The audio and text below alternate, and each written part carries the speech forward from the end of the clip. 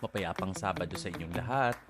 Heto nga at medyo sinisipon ako kaya nagpasya akong magbabad sa dagat kasama ang team.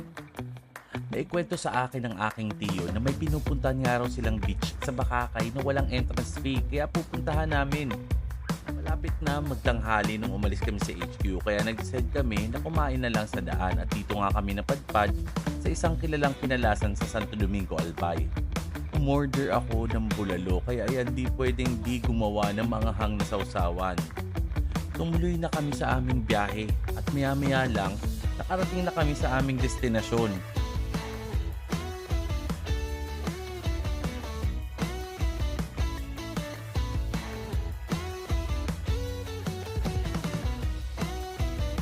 Maraming tao dahil Sabado. Nakita kong na-enjoy nga nila ang mapayapang Sabadong ito. Kaya nakisali